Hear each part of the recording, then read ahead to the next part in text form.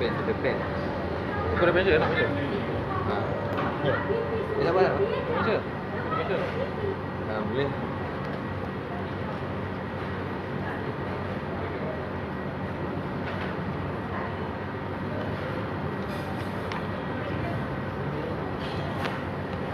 Jangan tengok aku share. Share aku. Share. Ha, share. Kemudian share. Apa yang kau tengok aku? Share.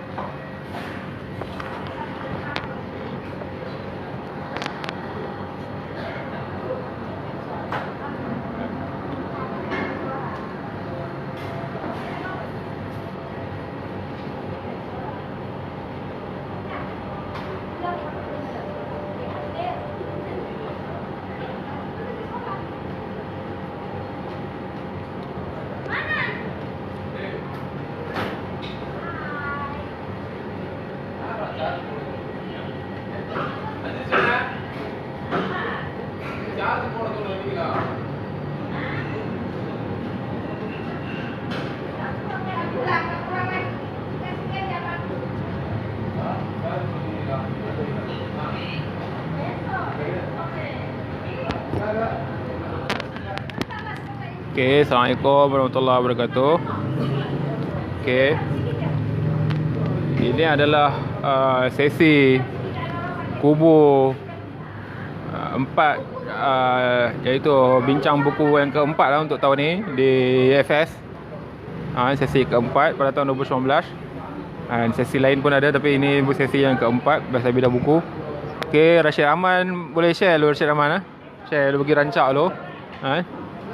Okey. Bersama kita Bung. Dia mau dipanggil Bung. Bung Saiful Akram Cik Chop. Okey. Para penonton boleh share dulu. Tajuk kita pada malam ini adalah propaganda visual pada era penaklukan Jepun.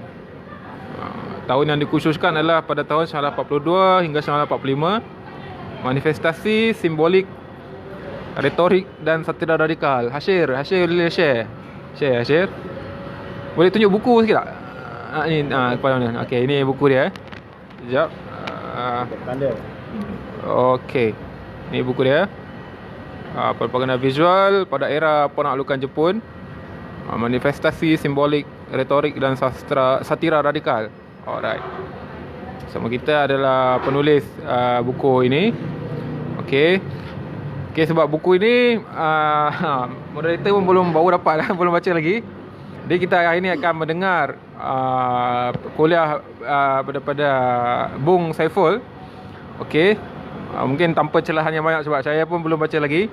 Jadi saya cuma ingin baca daripada yang belakang blurb belakang ni. Jadi sementara tu kawan-kawan boleh share dulu. Okey. Jadi buku ini memerihalkan mengenai peranan dan pengaruh visual sebagai salah satu saluran yang berkesan untuk penyebaran mesej propaganda suatu pendudukan Jepun di Malaya dari tahun 1942 hingga 1945. Perkembangan serta kronologi propaganda diuraikan dengan mendasar. Bermula daripada awal istilah propaganda mulai digunakan sehingga ke era Perang Dunia Kedua. Analisis terhadap propaganda visual yang diketengahkan dalam buku ini dalam bentuk lukisan, poster, risalah dan juga gambar foto dikupas dengan terperinci, komprehensif dan menyeluruh daripada sudut pandang simbolik, retorik serta radikal. Tema-tema indoktrinal yang dianjurkan oleh kerajaan Dai Nippon seperti polisi orde baru, kempen menanam tanaman sendiri serta tanggungjawab menjaga tanah air yang dituangkan mesejnya dalam bentuk visual turut tidak terlepas menjadi bahan perbincangan. Di samping itu, peranan yang tidak kurang hebatnya yang dimainkan oleh propagandis visual meliputi seniman, pelukis, para kartunis, juru foto dan orang awam turut diceritakan bagi menunjukkan adanya sokongan dan dokongan massa terhadap penjajah, penakluk, pembebas dalam bahasa kolaborator atau tuan baharu dari timur ini. Baik, saya ingat saya tak mau membuang banyak masa lagi kerana saya pun belum membaca lagi buku ini. Jadi saya menyerahkan mikrofon ini kepada pembentang dan minta pada yang menonton ni, okey, kita rancakkan dengan share, okey. Okey, saya menyerahkan mikrofon kepada beliau. Baik, terima kasih Saudara Ben Sali selaku moderator pada perbincangan kita pada malam ini. Baik, selamat malam. A'udzubillahi samii'il 'aliim minasyaitonir rajim. Bismillahirrahmanirrahim. Alhamdulillahirabbil alamin wa bihi nasta'in. Allahumma iftah 'alaina hikmataka wa anshur 'alaina min khaza'ini rahmatika ya arhamar rahimin. Allah rabbi shrah li sadri wa yassir li amri wahlul 'uqdatam min lisani yafqahu qawli. Allah rabbana zidna 'ilma lana. Allah terima kasih kepada yang hadir pada malam ini. InsyaAllah pada kesempatan ini akan saya lakukan perbincangan tentang buku yang ada di depan saya ini, yang merupakan ikhtisar daripada disertasi kedoktoran saya di Universiti Pendidikan Sultan Idris. Pada tahun saya menamatkan pengajian ini pada tahun 2016, yakni kurang lebih 3 tahun yang lepas. Okey. Sebelum itu izinkan saya mengucapkan terima kasih kepada Saudara Ben sekali lagi, kerana saya mengenali Saudara Ben ini kira-kira sekitar 5 tahun lepas, kalau saudara masih ingat lagi, 20 Februari 2014 di seminar pemikiran almarhum Kasim Ahmad. Di situ saya menemukan saudara dan kita berwacana sewaktu saya mendapatkan buku-buku saudara di Shah Alam Seksyen 7 kalau tidak silap saya. Baik, itu sebagai pengenalan. Baik, untuk buku ini sebenarnya saya memberi satu perspektif ataupun satu dimensi yang saya kirakan satu lensa alternatif kepada historiografi Perang Dunia Kedua dalam wacana antitesisnya. Ya, kalau kita melihat banyak kupasan-kupasan yang ditulis oleh baik sejarawan ataupun penulis-penulis persejarahan Perang Dunia Kedua, banyak memberi input tentang kebejatan, kekejaman dan kerosakan yang dilakukan oleh rejim Dai Nippon, yang mana kita tidak nafikan fakta itu. Tetapi dalam menyulut buku ataupun penelitian yang saya jalankan, bila saya melakukan penelitian ini, kita melihat di sebalik kebejatan-kebejatan, kerosakan-kerosakan yang dilakukan ulah-ulah oleh Dai Nippon, sebenarnya ada semacam sokongan daripada masa yang mana dibungkamkan oleh sejarah.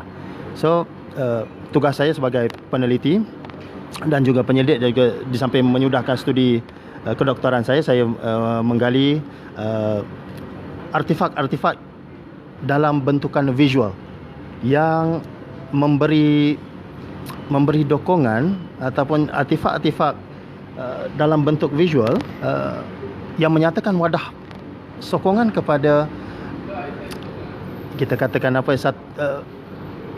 kolonialisme timur, dikatakan, kerana Jepun tidak menganggap dirinya sebagai penjajah, tetapi lebih kepada pembebasan. Itu didakwakan satu propaganda awal di samping doktrin-doktrin romantik yang mereka bawakan, yang saya kira kita biasa dengar istilah-istilah ataupun diktum-diktum soal Asia for Asia, Asia untuk Asia, lingkungan kesemakmuran bersama Asia Timur Raya, Co-Sphere Prosperity in the Greater East Asia, zaman baru, zaman bekerja.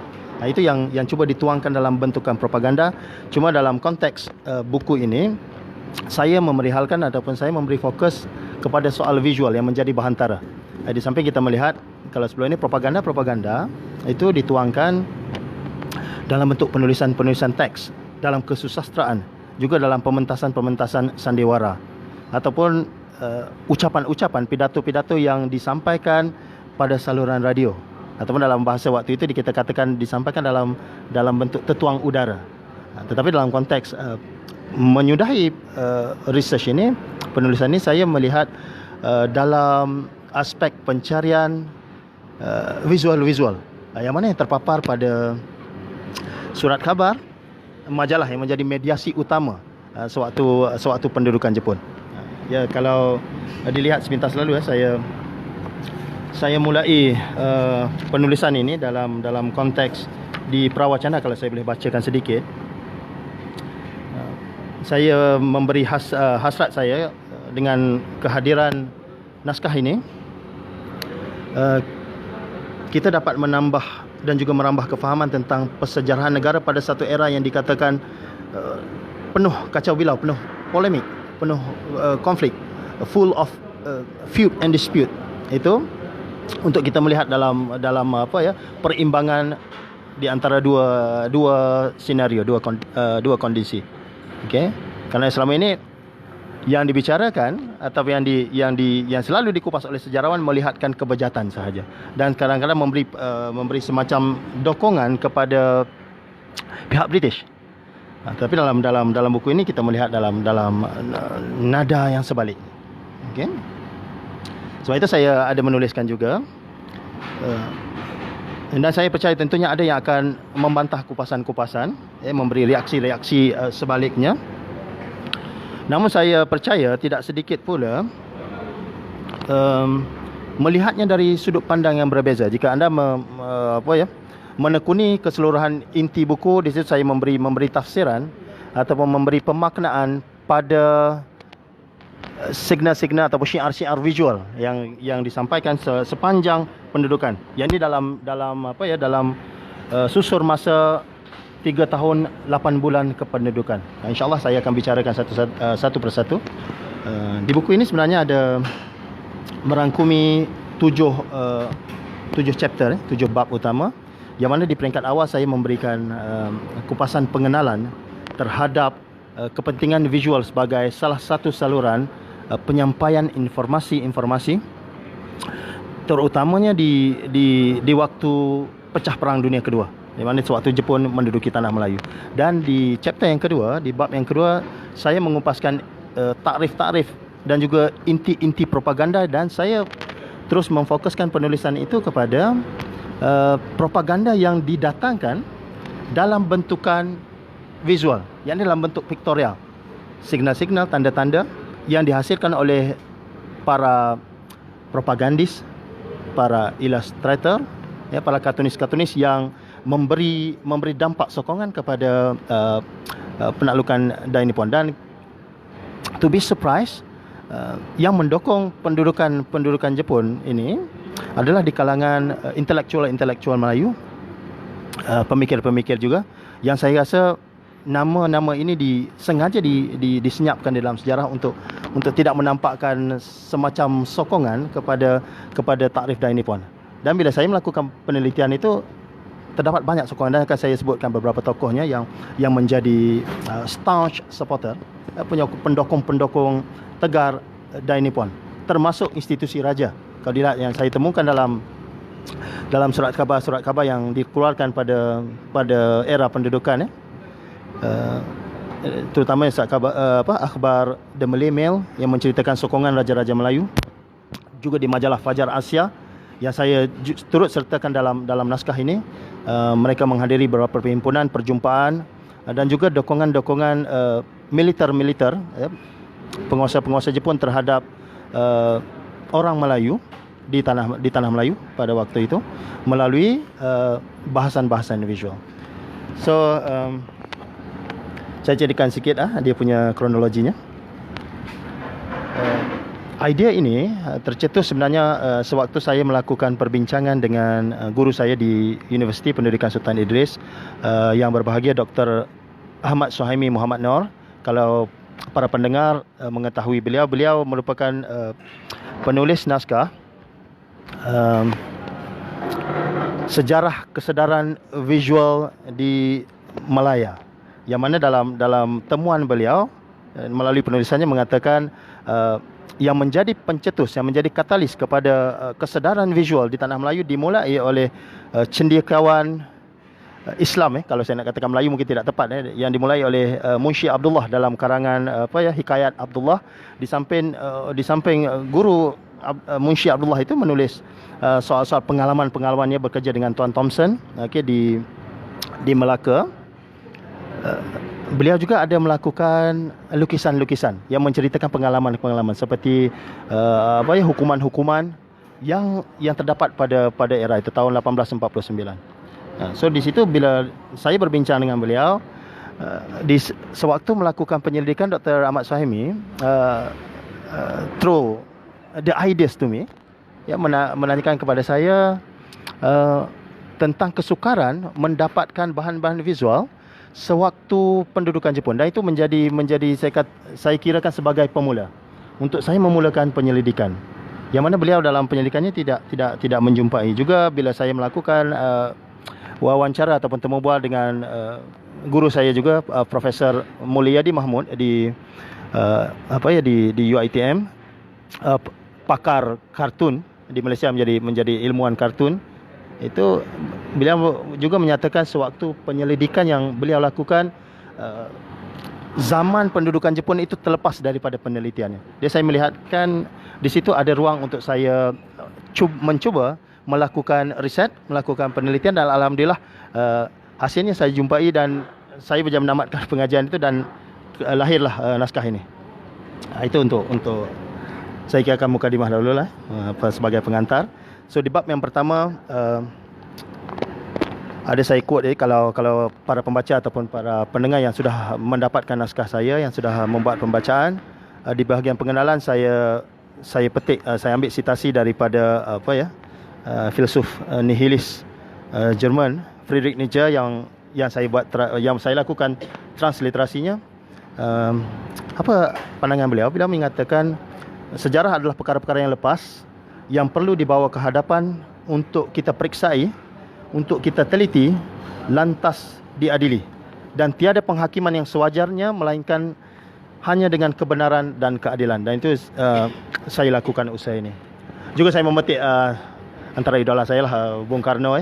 Beliau menyatakan, jika kamu melupakan sejarah, kamu berdiri di atas kekosongan, dan perjuanganmu itu hanya sebagai amuk-amukan sahaja. Dan itu yang mendorong saya, yang memberi motivasi untuk penyelidikan ini dilakukan sampai ke tuntas. Juga daripada saya terkesan juga daripada syair ataupun tonasi yang diungkapkan oleh Maulana Rumi. Beliau menjelaskan tentang satu kepastian itu lebih utama daripada 100 keraguan. So saya cuba melihat dalam konteks yang berbeza di sini, di samping masa penulisan-penulisan yang menceritakan sisi gelap pendudukan Jepun, kita melihat sedikit sinarnya, walaupun diakui lebih banyak mudarat daripada manfaatnya, tetapi ada sinar sokongan yang mana tidak diangkat dan diceritakan. Dan tugas saya sebagai peneliti itu memberi nafas kepada persejarahan, dan fokus saya kepada visual, kerana itu merupakan disiplin yang saya tekuni, yang saya amati since saya merupakan tenaga pengajar di Fakulti Seni Lukis dan Seni Reka, yang mana wahana ataupun mediasi utama kami ialah melibatkan soal-soal visual.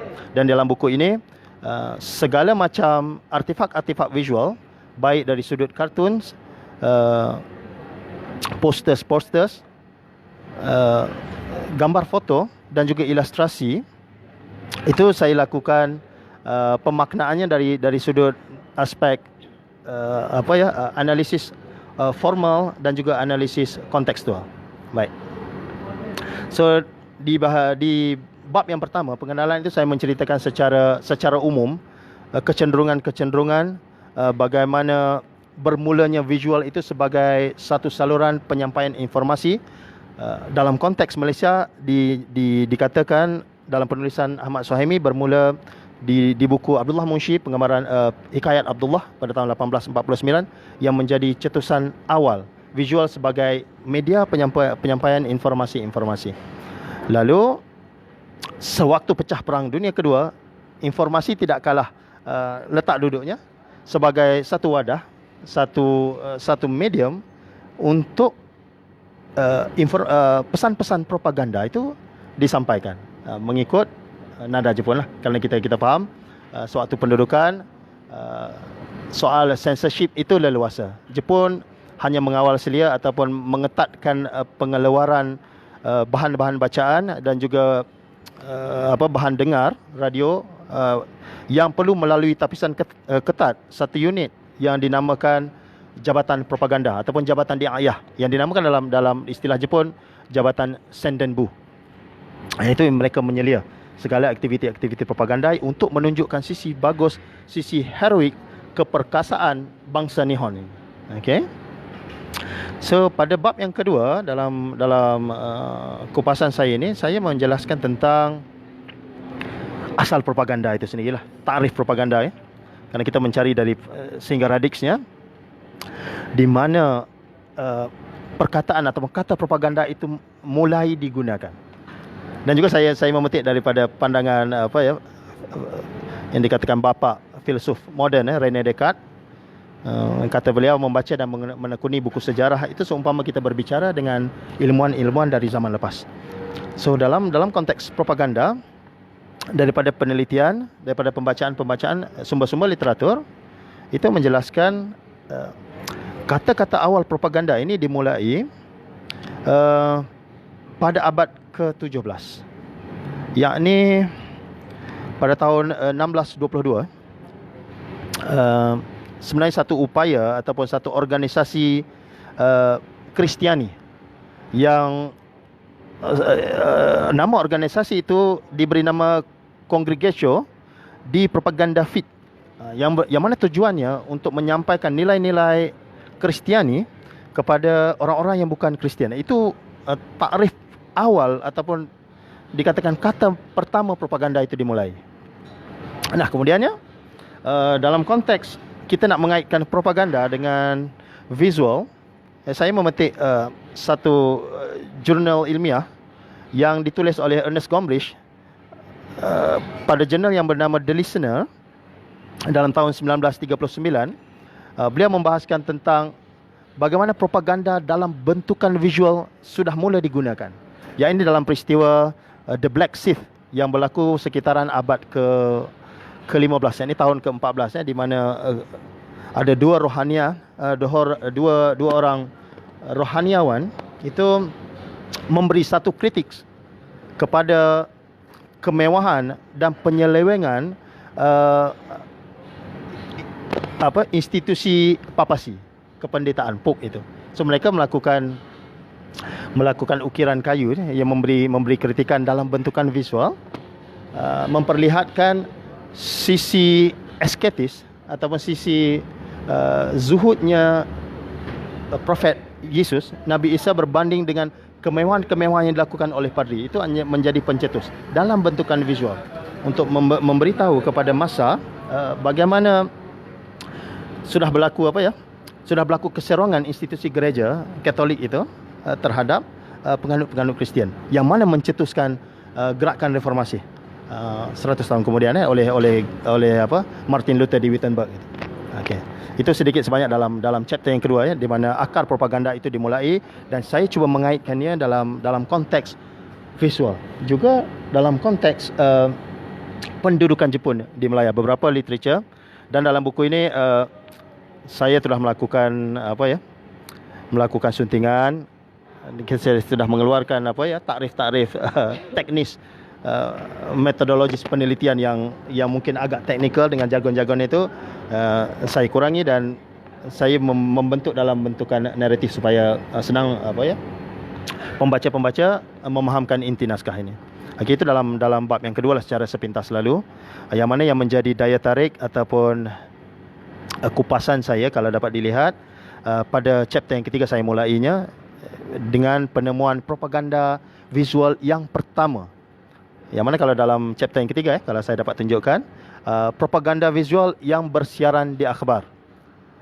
Ya, kerana pada waktu ini seperti mana yang dibahaskan oleh Marshall McLuhan tentang the medium is the message, itu menyatakan akhbar merupakan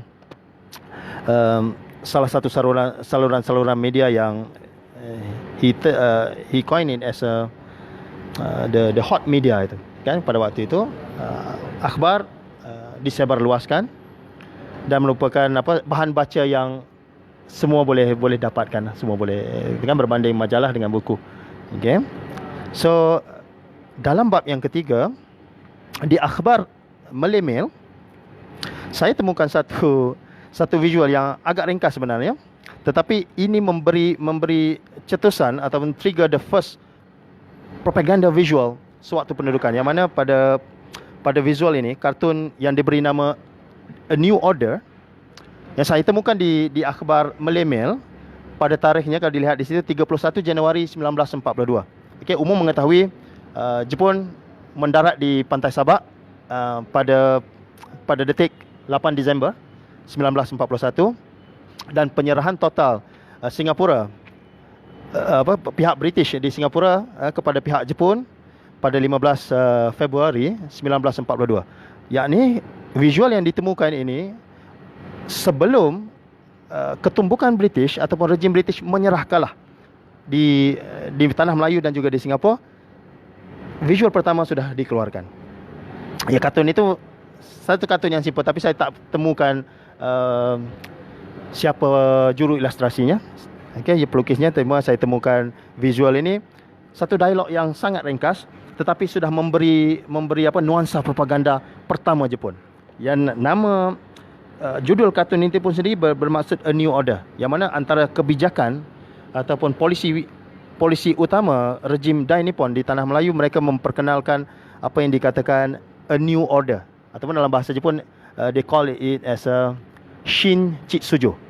Satu orde baru bermakna orde ketimuran, pemerintahan timur menggantikan orde lama yang di bawah imperialisme British. Tetapi pada hakikatnya, bila saya lakukan pembacaan, orde baru yang dimaksudkan oleh rejim Dai Nippon ini adalah proses Japanization, proses penjepunan sebenarnya.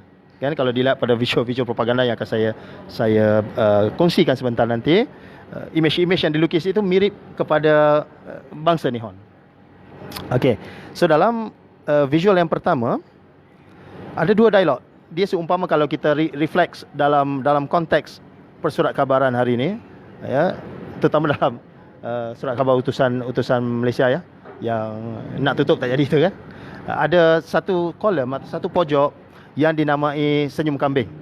Ya. So ini kemiripan yang dilakukan, dialog ini hampir menyamai apa yang dibuat pada akhbar hari ini. Perbincangan antara dua lelaki. Okey, kalau saya boleh bacakan dialognya, ya. Kalau dilihat di sini, lelaki yang menghisap rokok itu menanyakan rakannya yang tidak menghisap rokok itu, tidak berbaju kan. Mungkin agak kabur sikit kerana usia kartun itu sudah menjangkau 70 tahun, ya. Lelaki yang bersongkok, yang menghisap sigaret itu menanyakan rakannya, "Mat, what is all this about a new order? Mat, apakah yang dimaksudkan tertib baru itu ataupun order baru?" Lantas dijawab dengan spontan oleh sahabat beliau, "Don't you know, Abdul, it means hard work and no laughing." Itu yang dimaksudkan, dan itu yang dilakukan oleh kebijakan Jepun bila mana mereka mengenalkan beberapa kempen, antara lain yang sangat popular dan dituangkan maksudnya, mesejnya dalam bentuk visual adalah kempen mempertahankan negara. Maksudnya bersama tentera-tentera Nippon, soldado-soldado Nippon mempertahankan tanah air daripada diambil balik oleh pihak barat, pihak Inggeris. Juga kempen menanam tanaman sendiri, yang itu yang dianjurkan oleh tentera Dai Nippon. Dan saya kira kalau ada cereka-cereka ataupun filem-filem Melayu yang memotretkan ataupun memaparkan, memberi representasi kepada peristiwa ini, salah satu filem yang menjadi tumpuan saya, kalau kita, if you can flashback, kalau kita dapat melihat kembali filem Embun, ya, lakonan Umi Aida, di mana Umi Aida itu bertindak sebagai mediator, penyampai untuk mengajak massa ataupun rakyat-rakyat di Melaya untuk bekerjasama dengan Jepun mengusahakan tanam-tanaman. Dan to be surprised, peristiwa itu direkodkan ataupun divisualkan, didokumentasikan secara visual oleh salah seorang pelukis prominent tanah Melayu yang bernama Abdullah Arif. Beliau memaparkan keadaan itu, peristiwa itu. Dan Jepun sebenarnya menyediakan kesemua peralatan, baik dari segi alat-alatan untuk bertani, alatan agraria ini kan, dari segi penyediaan tanah, baja, tanaman-tanaman, tinggal lagi masa ingin mendokong sahaja. Ya, itu dipaparkan dalam bentukan visual. So kalau saya bicarakan itu mungkin panjang, ya. Kalau dilihat kerana lots of visual, banyak visual yang saya temukan sepanjang pendudukan 3 tahun 8 bulan Jepun menduduki tanah Melayu, yang mana citra-citra propaganda dalam bentukan visual itu banyak dihasilkan. Ya, yang menarik perhatian saya antara lain adalah daripada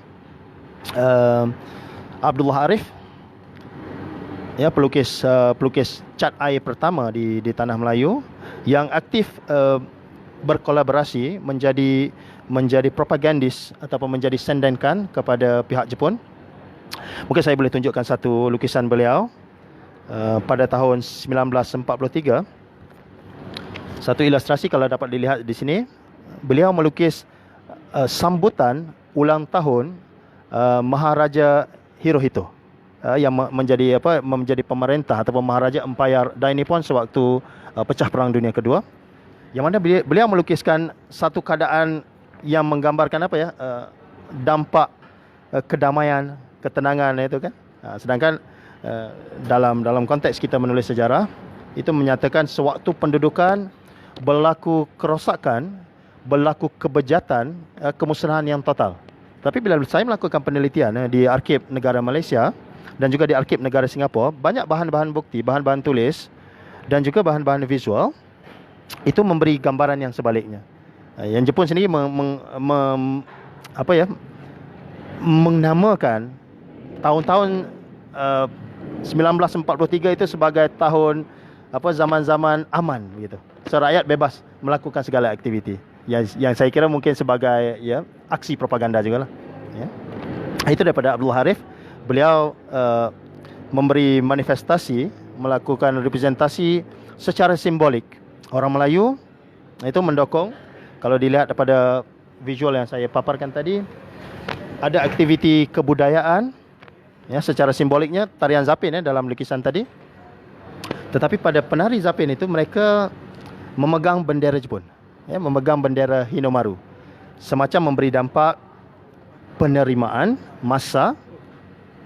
masyarakat kepada rejim dari timur ini. Okey, itu dari sudut pelukis cat air yang pertama, Abdullah Arif, yang menjadi kolaborator. Sebenarnya dari sudut sejarah, kalau dilihat pelukis saudara Abdullah Arif ini, almarhum Abdullah Arif, dia sangat mengagumi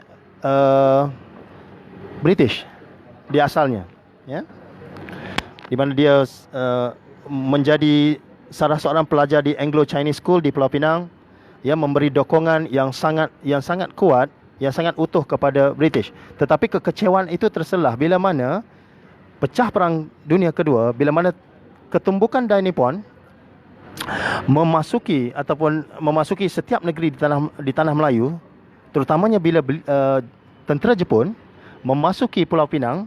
Apa yang beliau perhatikan, Tuan Inggeris yang beliau sangat sanjungi dan sangat hormati, meninggalkan rakyat-rakyat di Malaya, orang Melayu, baik orang Cina terutamanya, orang India, itu ditinggalkan begitu saja. Mereka menaiki kapal ke pelabuhan dan mencari perlindungan di Singapura.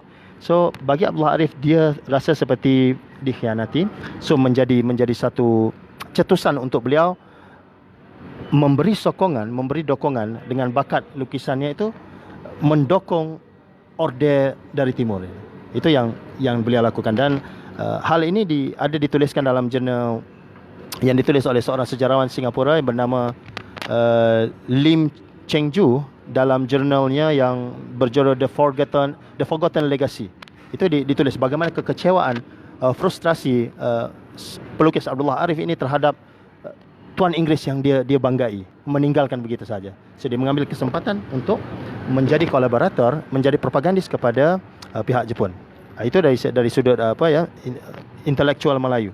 Dan saya juga amat surprise dalam temuan saya, yang mana selalu dikatakan rezim fasis Jepun itu sangat kejam, act of brutality yang mana itu saya tidak nafikan, tetapi ada sudut-sudut positif, norma-norma ataupun nilai-nilai murni yang disampaikan, yang dicitrakan oleh pihak Dai Nippon.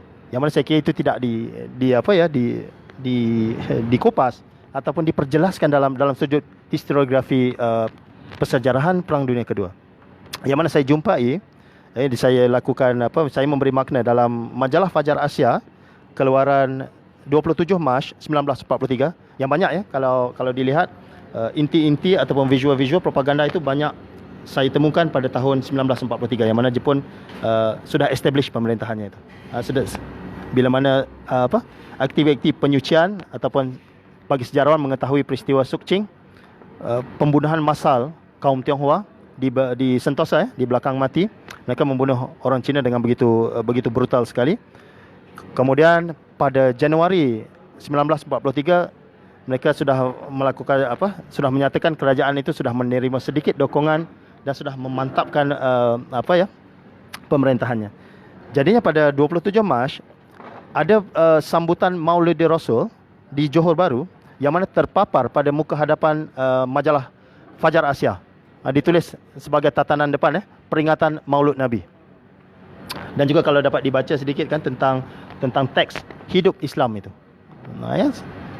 Dan ini secara kontekstual dokongan ada tentera-tentera ataupun kolonel-kolonel Jepun bersama dengan rakyat-rakyat Melayu meraihkan perarakan Maulid Nabi di Johor Bahru.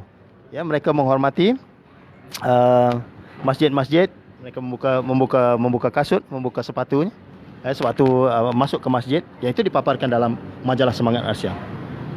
Juga bahan propaganda seterusnya pada bulan berikutnya pada 13 April juga mengatakan hidup Islam di gambar atau satu gambar foto Masjid Jamek di Tokyo, yang mana ada satu seruan daripada imam Masjid Jamek Tokyo yang memberi khutbah.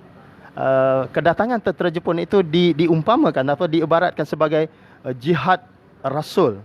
Jihad Rasulullah itu untuk membebaskan Timur daripada cengkaman Barat. Nah, itu antara doktrin-doktrin yang dikemukakan yang saya kira agak menarik kerana sebelum ini dicitrakan ataupun ditulisi pihak Jepun itu anti agama.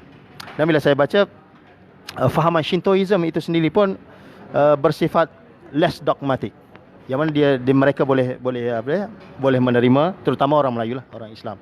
Ya, dan juga pada catatan persejarahan juga sewaktu Jepun mendarat di Pantai Sabak pada 8 Disember 1941, rumah-rumah orang Melayu yang ada tulisan khat bismillah itu kan di anjung rumah itu, di pintu itu, tidak diserang oleh tentera Jepun. Itu saya kira perjanjian yang sudah dimeterai oleh Ibrahim Yaakob sebagai penganjur Kesatuan Melayu Muda bersama Mustafa Hussein, satu gerakan yang mendokong kedatangan Jepun. Ya, satu kita katakan the first parti kiri yang ditubuhkan oleh di Malaya oleh pimpinan Ibrahim Yaakob itu. Ya, satu lagi yang menjadi tumpuan saya juga, di mana Pendeta Zakbar sendiri kalau dilihat ada menuliskan buku yang saya sempat ambil di Arsip Negara beserta tanda tangan beliau. Ini buku yang ditulis oleh beliau, Kisah Peperangan di Tanah Malai, yang mana Pendeta Zakbar memberikan semacam pujian, semacam meraihkan kedatangan tentera-tentera Jepun untuk membebaskan Malaya ini daripada cengkaman British. Yang ini ditulis, dan apa yang menarik pada halaman depan buku tulisan Zakbar ini terpapar dengan jelas the image of Japanese airmen secara heroiknya itu di sebalik gambaran matahari itu, yang menjadi cover, yang menjadi pemenuh halaman di buku tulisan Zakbar ini. Nah, itu yang saya temukan, yang mana ini juga tidak diceritakan dalam wacana-wacana yang memerihalkan tentang fungsional ataupun tugas Zakbar sendiri. Kita mengetahui Zakbar sebagai pendeta bahasa, ya, yang menyadarkan orang Melayu, yang menjadi antara intelektual Melayu. Tetapi cerita beliau atau kisah di waktu pendudukan itu seolah-olah bungkam, itu tidak diangkat. Mungkin tidak mau merosakkan nama beliau. Bagi saya itu kita melihat dalam konteks yang perlu diterangkan juga. Dan dalam dalam pembacaan saya ataupun penelitian yang saya lakukan, ramai di kalangan intelektual Melayu pada waktu itu, terutama guru-guru, para wartawan itu yang menjadi supporter kepada Jepun ini. Antaranya kalau kita lihat Dr. Burhanuddin Al-Hilmi sendiri yang banyak menghantar karangan-karangannya di majalah Fajar Asia dan juga Semangat Asia. Juga Pak Sako Ishak Haji Muhammad, Ahmad Syahrum Husin yang menjadi guru Jepun, dan beliau menulis dalam saya kira semacam cerita memoir dalam bukunya Di Bawah Pancaran Matahari, yang menceritakan pengalaman beliau tetapi memakai watak pseudonym sebagai Hamidun, itu sebagai guru ataupun sensei Jepun sewaktu pendudukan. Dan dia memberi kredit kepada tentera Jepun di sebalik kerosakan, di sebalik kekejaman yang dilakukan oleh tentera Jepun, ada kebaikan-kebaikan yang dapat diserapi, terutamanya konsep bekerja keras itu, konsep ketaatan kepada ketua, yang mana kita mengetahui ketaatan orang Jepun kepada maharaja itu sangat fanatik, kerana maharaja, emperor itu dianggap sebagai jelmaan Tuhan, Tuhan matahari, keturunan matahari, keturunan Nihon itu yang coba digambarkan. Daripada Zamba saya menjelaskan juga, dan bagaimana Jepun menukilkan juga, memetik daripada hadis-hadis Nabi di majalah Semangat Asia.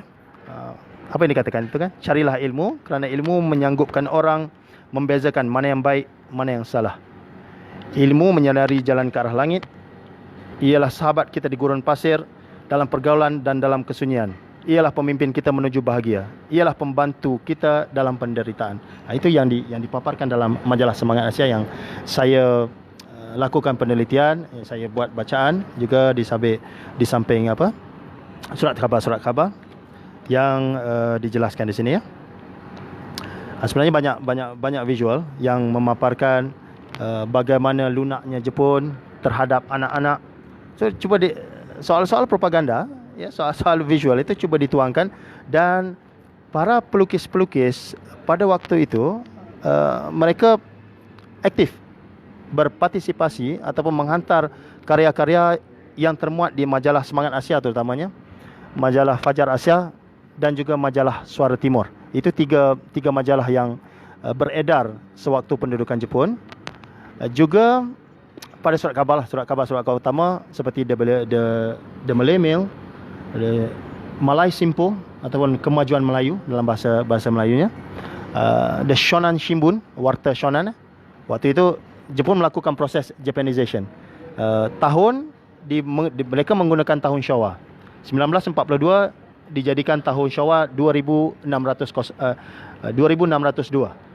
Kemudian waktu mereka mengikut waktu Tokyo. Dan soal-soal itu dituangkan juga dalam visual-visual yang saya paparkan, yang saya selitkan ataupun saya masukkan dalam buku inilah sepanjang penelitian. Juga ada beberapa image yang mungkin saya boleh tunjukkan, keadaan di bandar yang boleh saya kongsikan juga. Okey. Keadaan di bandar Singapura, di bandar Shonan, yang mana pelukis Abu Asy'ari Abuddin ini cuba menggambarkan keadaan bandar tidak seperti suasana perang. Ya, menggambarkan keadaan yang begitu harmoni, yang begitu damai. Segala aktiviti seharian itu mereka berjalan dengan lancar. Ya, tanpa sebarang gugatan-gugatan, seperti mana keadaan bandar-bandar sewaktu peperangan. Orang hidup dalam ketakutan. Yang itu yang dicitrakan, yang digambarkan dalam beberapa penulisan. Hidup penuh ketakutan.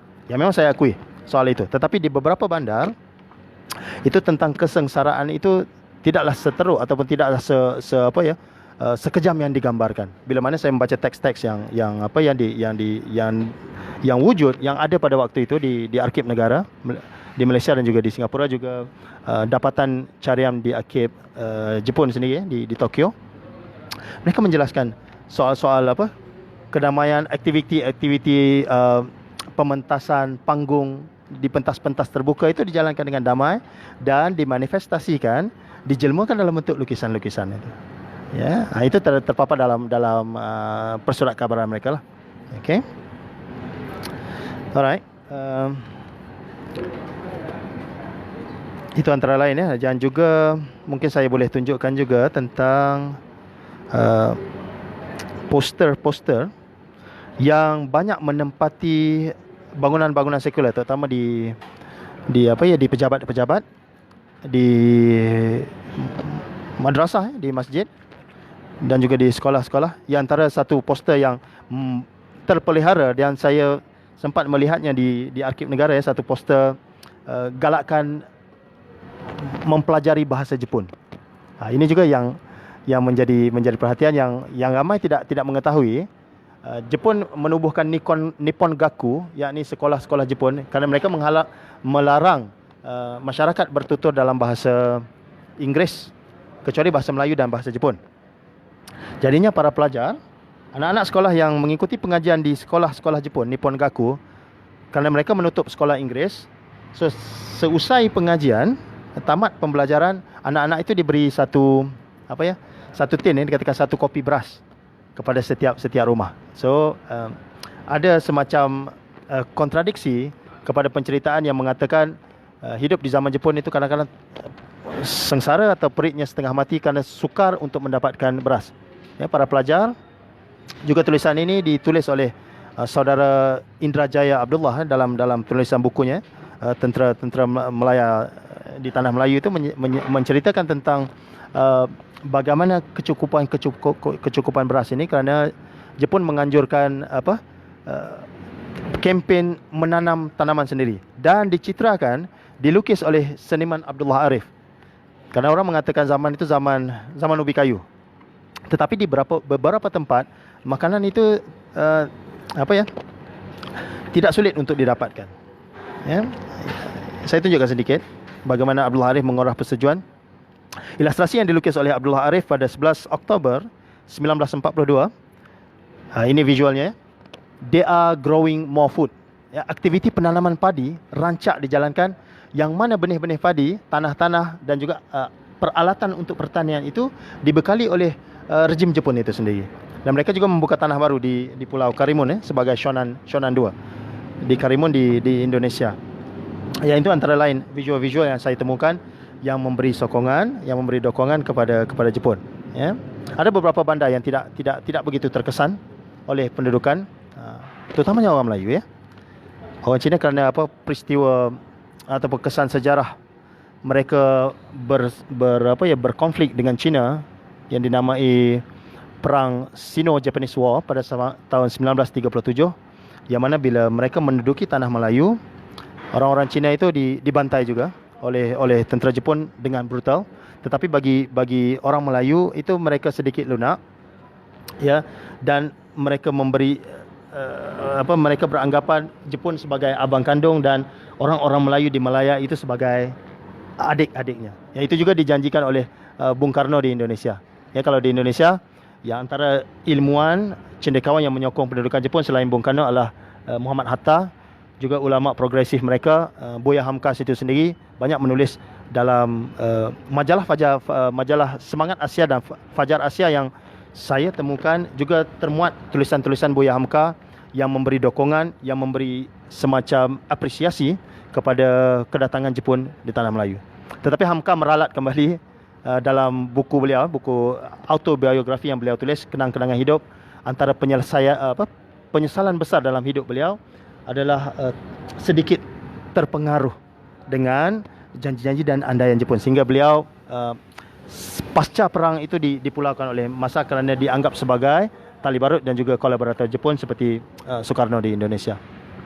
Dan to be surprised, Jepun sebenarnya menjanjikan kemerdekaan, ya, kalau dilihat dalam sejarah ya, kepada tanah Melayu, tetapi belum sempat kemerdekaan itu diserahkan, Hiroshima diledakkan dengan atomic bomb, ya. Seterusnya pada pada 6 Ogos 1945. 9 Ogos meledak satu lagi bom di Nagasaki, yang mana pada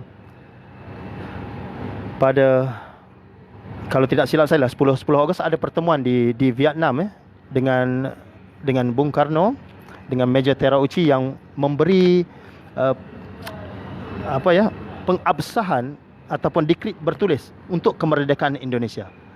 Ya, yang mulanya menjadi katalis, menjadi cetusan. Tetapi kerana dalam keadaan yang begitu sukar, kerana Jepun perlu menyelamatkan daerah-daerahnya yang sudah tewas satu persatu, dan mereka terus meninggalkan tanah Indonesia, ya, tanpa upacara kemerdekaan itu dijalankan secara formal. Tetapi Bung Karno mengambil kesempatan selepas Jepun menyerah pada 15 Agustus, 17 Agustus di halaman rumahnya di Jakarta di Jalan Proklamir, beliau dan Muhammad Atta mendeklarasikan kemerdekaan Indonesia, yang mana tidak diambil peluang itu oleh Ibrahim Yaakob di Malaysia, dan kita terus menjemput kembali Tuan British, ya, datang ke tanah Melayu. Itu sedikit banyak yang saya ada ceritakan juga. Pada bab yang ke-6, kalau pembaca boleh membaca satu analisis terhadap perkembangan propaganda visual, ya, saya ringkaskan sepanjang tempoh pendudukan. Yang ini tidak lama pun. Dalam 3 tahun 8 bulan yang dikatakan satu zaman kerosakan total, kebejatan yang begitu leluasa, kerosakan yang paling teruk dalam sejarah, tetapi ada sinarnya, ada sisi-sisi positifnya, yang mana kita tidak boleh nafikan dalam persejarahan itu. Yang saya kira perlu diangkat juga ceritanya. Jadinya kalau dilihat pada diagram, saya membahagikan fasa-fasa propaganda visual yang tersiar, yang saya pecahkan kepada tiga fasa. Yang ini di fasa-fasa awal, aktiviti propaganda kalau dilihat kecenderungannya lebih kepada kecenderungan propaganda yang bersifat anti-imperialisme Barat, terutama Amerika, British dan Belanda. So bahan-bahan propaganda yang dihasilkan oleh pelukis-pelukis ataupun propagandis baik di Malaya ataupun di Jepun itu banyak yang menyiarkan tentang kejahatan or the demonic image of Western imperialism. Ya, pihak British, pihak Amerika digambarkan sangat jelek, ya, sangat mereput, itu kan tua seumpama the devil act, ya, upaya-upaya syaitan. Itu pada tahun 42. Itu memberi satu retorika kejahatan imperialisme Barat. Namun pada tahun 43, yang mana pihak Jepun daripada jabatan propaganda beliau, ketua unitnya bernama Major Hokubo, kalau tidak silap saya, yang menjelaskan zaman ini zaman aman dan penduduk di Singapura makin bertambah dengan pendudukan Jepun. Itu yang ditulis dalam majalah Semangat Asia, yang mana nada visual propaganda pada era ini yang dikatakan zaman aman itu, peace time, sekitaran tahun 43, daripada impak kebejatan pihak imperialis Barat. Bila tiba tahun 43, para propagandis cuba mendatangkan image baik, ya, image positif, ada positive value yang cuba disampaikan oleh rejim Jepun kepada rakyat Melaya. Semacam penghargaan, puji-pujian, ya, yang didatangkan dalam bentukan visual, bagaimana akrabnya orang Jepun memimpin tangan anak-anak, gitu kan, sewaktu menonton teater. Bagaimana orang Jepun yang selama ini dianggap bengis itu sangat lunak dengan kanak-kanak, membiarkan kanak-kanak mencubit telinga, mencubit pipi. Itu tercatat pada visual yang saya temukan ini. Ya, bagaimana mesranya orang Jepun yang cuba digambarkan oleh propagandis. Ya, yang mana dalam konteks sejarah kita melihat orang Jepun itu begitu bengis. Ya, istilah yang selalu digunakan penampar Jepun. Ya, sangat kejam. Tetapi dalam nada propaganda itu mereka menjelaskan keadaan yang sebaliknya. Itu pada analisis dalam tahun 43 yang saya boleh nyatakan itu sebagai zaman ataupun pada period mencapai bentuknya. Banyak sokongan pada waktu itu. Tetapi sokongan ataupun aktiviti propaganda makin merosot, berlaku degradasi yang sangat drastik pada penghujung tahun 1944 dan juga pada paruh pertama tahun 1945. Kerana kalau dilihat pada kronologi susul masa sejarah, pegangan ataupun cengkaman-cengkaman empayar Jepun sudah mula rongga satu persatu. Banyak kawasan yang sudah dibebaskan oleh pihak bersekutu, ya, baik di Filipina, di Papua, ya, banyak jajahan-jajahan Jepun di Taiwan, di China sudah dibebaskan oleh tentera berikat. Jadinya aktiviti propaganda visual sepanjang tahun 1944, 1945 itu sangat berkurangan berbanding pada tahun 1943 yang saya istilahkan sebagai zaman era mencapai bentuknya. Ya, dia sudah sampai the highest, the peak point. Okey. Jadinya pada tahun 45 aktiviti propaganda itu sangat merosot kerana kesibukan tentera Jepun mempertahankan wilayah-wilayah yang sudah dibebaskan oleh tentera-tentera berikat.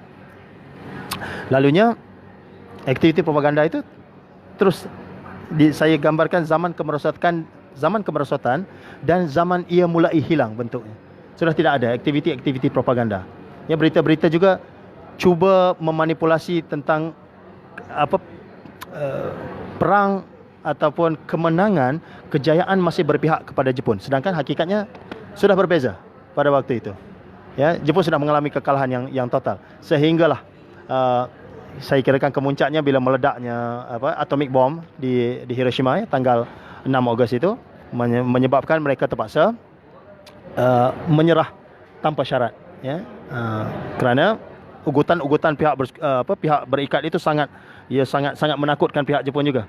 Ya, bandar Hiroshima lumpuh total pada 6 Ogos 1945, membawa kepada pengeboman atomic bomb yang kedua di Nagasaki tanggal 9 Ogos 1942, dan sekiranya pihak Jepun masih berdegil tidak mahu menyerah, lokasi ataupun tempat yang akan dibom seterusnya adalah di Tokyo yang menempatkan istana Maharaja Hirohito. So, melibatkan ancaman itu, Jepun terpaksa surrender kepada pihak bersekutu, dan penyerahan secara rasmi pada 16 September 1945. So dalam chapter yang terakhir, ya, saya ambil kulasahnya.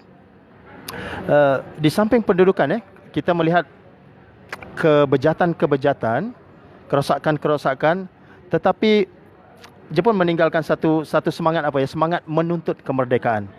Yang juga saya mungkin boleh petik sedikit apa yang ditulis oleh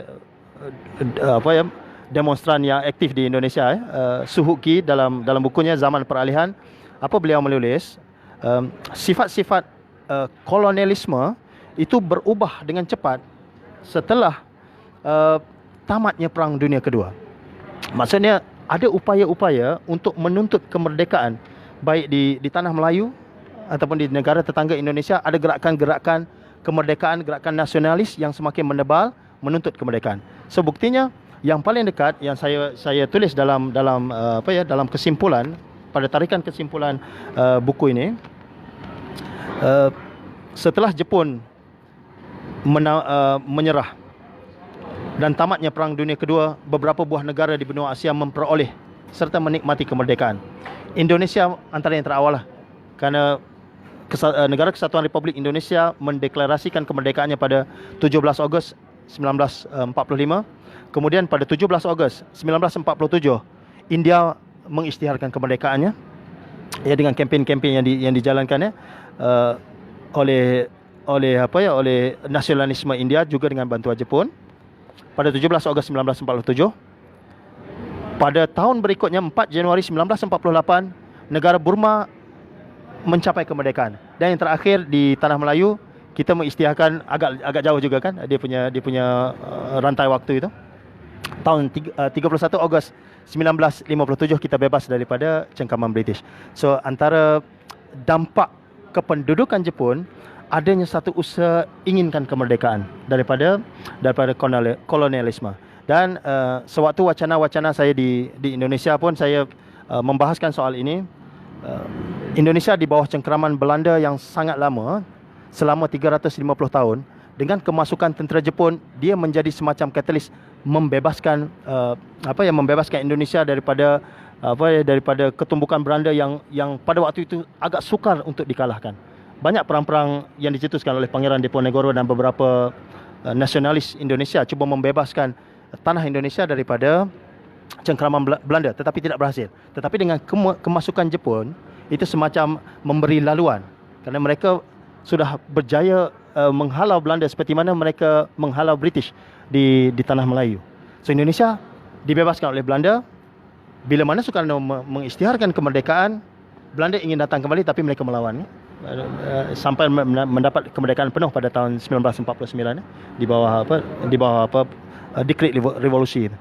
So di situ menjadi cetusan juga kemasukan Jepun. Saya kira menjadi laluan, ya, menjadi dorongan untuk kita mencapai merdeka. Ya, itu saya kira mungkin saya kira bicara yang umum tentang buku ini.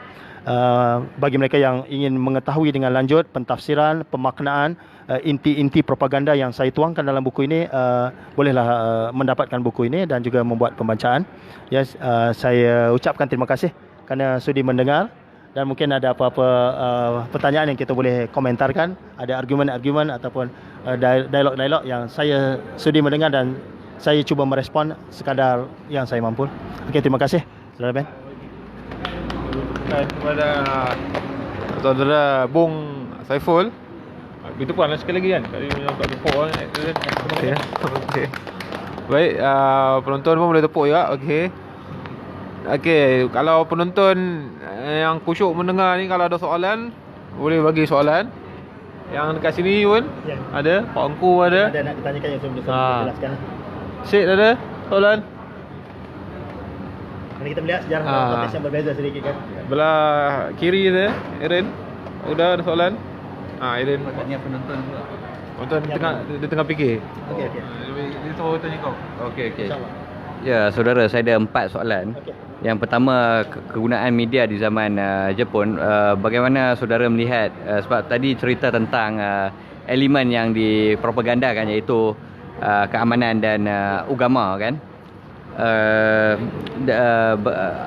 Bagaimana saudara mengukur kesannya kepada rakyat pada masa itu? Adakah sumber-sumber yang dapat menjelaskan apakah rakyat terbeli dengan propaganda ni dan sebagainya? Yang keempat, apakah perbezaan propaganda Jepun di Tiongkok?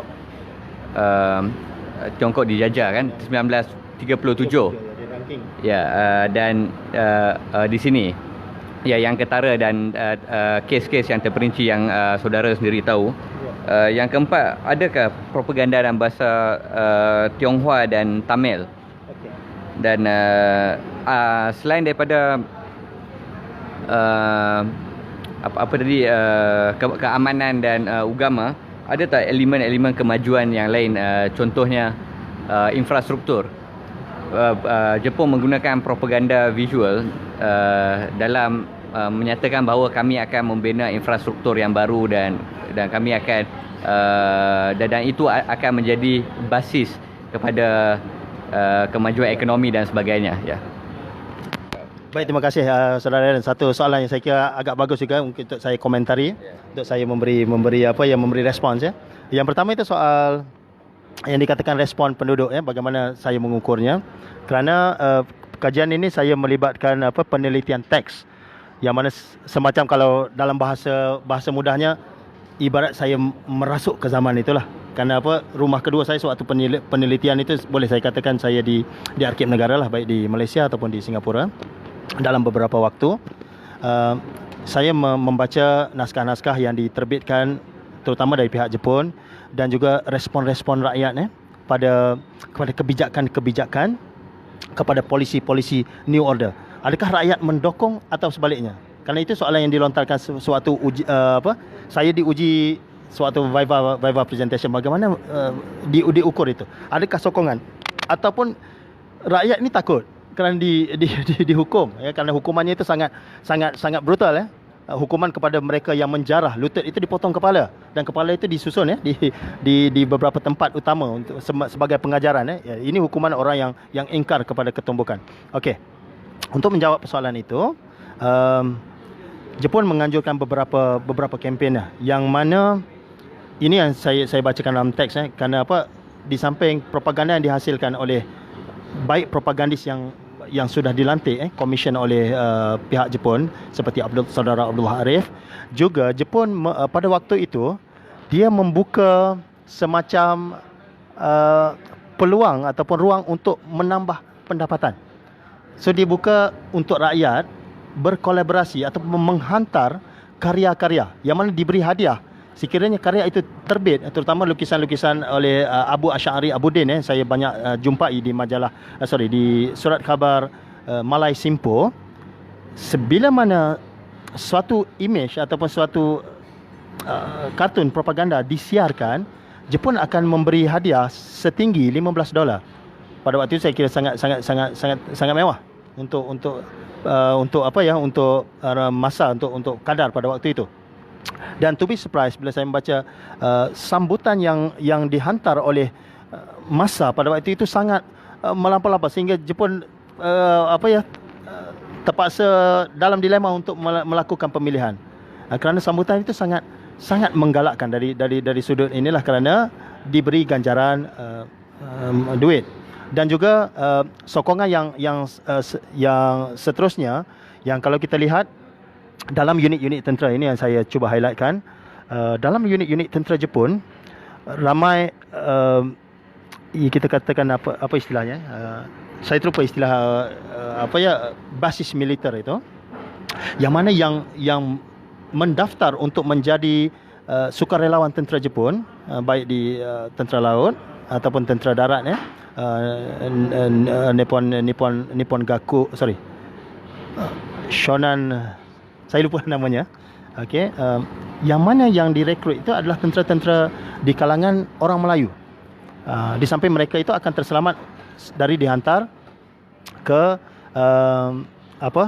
stesen kereta api landasan kereta api maut di Burma itu. So mereka mengikuti unit-unit tentera, yang mana sambutan kalau dilihat dalam buku tulisan Indrajaya Abdullah dan juga daripada saya terlupa profesor dari Jepun, Profesor Yamamura ada menulis tentang rekrut daripada orang Melayu memasuki unit-unit tentera Jepun, dan mereka mendapat ranking-ranking yang tidak diberi oleh tentera British sebelum ini. So mereka dari segi rank ketenteraan itu menyamai bangsa Jepun itu sendiri. Contohnya Ibrahim Yaakob sendiri diberi pangkat Kolonel Gyugun, dan juga Mustafa Hussein diberi pangkat Major, yang mana sekiranya dalam unit ketenteraan British paling-paling orang Melayu hanya menjabat ranking lieutenant, tetapi di pihak unit militer Jepun mereka memberi ranking yang lebih tinggi. Itu saya kira ada sedikit dokongan yang saya kira sebagai justifikasi ukuran saya kepada dampak sokongan itu. Okey, seterusnya soalan mengenai apa tadi? Perbandingan di antara Tiongkok, di Tiongkok saya kurang pasti bagaimana bentukan propaganda, kerana saya menilai akhbar-akhbar yang ada di tanah Melayu yang dikeluarkan oleh unit penerbitan Jepun lah, Shonan Tokubetsu, Shonan penerbitan akhbar di Singapura, tetapi di China itu saya kurang pasti, kerana saya tidak banyak melihat image yang terpapar ataupun yang tersiar di Tiongkok. Tetapi kalau di Jepun itu ada beberapa majalah seperti Manga Park itu menjelaskan.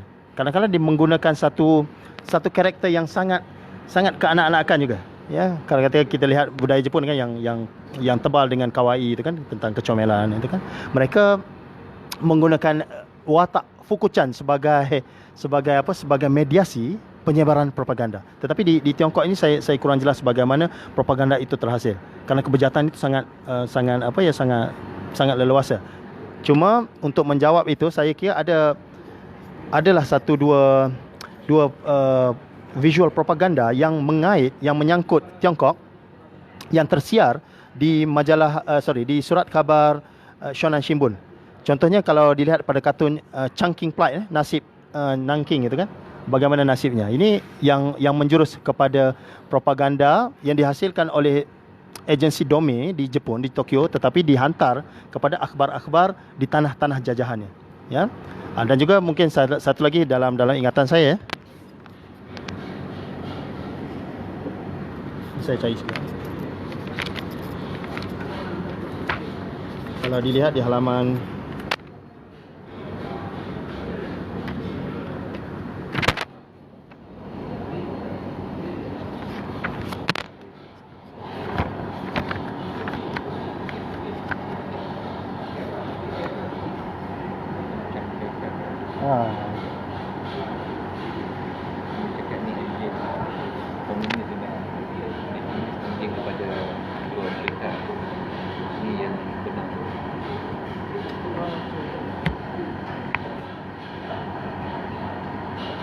ya, yang mencari yang ada menyangkut tentang peristiwa di Tiongkok.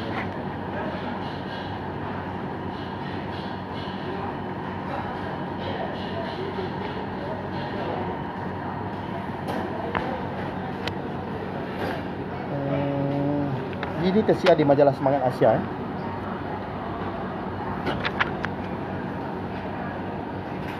Okey, menghadapi maut pada halaman 131. Okey. Ini nasibnya bagaimana orang Tionghoa itu meminta lagi ihsan daripada tentera Inggeris yang mana sudah ditewaskan total oleh tentera Jepun itu. So Malaysia masih lagi mengadu ataupun mengharapkan nasibnya kepada British, sedangkan Jepun sudah menyahkan mereka itu. Itu yang saya kira menyangkut di Tiongkok yang tersiar di tanah Melayu lah, di majalah Semangat Asia itu. Ya. Saya kira menjawab persoalan saudara itu tentang ukuran dan juga bagaimana nuansa ataupun semangat di Tiongkok dan juga dibandingkan di tanah Melayu itu kan. Baik, kalau ada yang ingin dibicarakan, insya-Allah. Penonton ada soalan boleh tanya. Nampak khusyuk ni. Tanya soalan. Banyak ni nota ni lagi. Boleh tanya soalan Anis. Okey, saya macam mereka soalan lah. Saya tak tahu adakah ini ada kaitan atau tidak. Kalau Bung nak respon boleh, kalau tak apalah. Satu, Jepun datang dan keluar dan dimomok dan banyaklah cerita sebelum kita mendengar perbahasan pada malam ni, kita tahu bahawa Jepun dengan imej negatif lah, pancung sana sini kan. Tapi yang kita tahu juga adalah selepas itu dia datang balik dengan imej yang comel, Doraemonnya dengan, jadi dia satu kontradiksi yang sangat luar biasa dalam masa yang sangat sekejap. Saya fikir sekejap lah kan, dalam tahun 40-an tahun Doraemon datang bila dia dalam masa yang sekejap lah. Okey. Jadi macam mana dia ni? Adakah benda ni berkait dengan visual juga? Okey, satu. Kedua, Jepun kejam, kita tahu seperti yang dimaklumkan. Kemudian komunis juga kejam yang dilaporkan. Tapi orang Malaysia sudah tak ingat lagi dah ni Jepun. Dia lebih ingat komunis yang beberapa hari tu. Betul. Jadi adakah Jepun ni sangat pintar dalam visual dia sampai kabur dah, orang dah lupa dah yang kurang-kurangnya dia 3 tahun tapi komunis tu lagi lah sekejap berapa hari je kan. Tapi diingati dia itu. Dan ketiga, adakah yang kita cerita pasal visual ni, adakah Jepun ni memang sangat handal dalam visual? Kita tengok ni berkait dengan pop culture lah. Mana mereka ni nombor 2 lah selepas Amerika yang dalam menghasilkan anime, manga. Sebab saya ingat dalam dunia ni yang follow Amerika dalam bab pop culture ni Jepun lah. Tak ada tempat lain yang India ke China ke Hong Kong ke yang boleh sedemikian handal meniru membuat kalau anime dia, manga dia kan. Jadi saya nampak soalan ketiga ni berkait lah. Macam mana, ada respon tak? Terima kasih pada soalan itu. Saya kira itu sedikit sebanyak menjawab juga tentang apa yang berlaku di suatu pendudukan itu, bagaimana begitu drastik sekali perubahan yang dibawa oleh Jepun.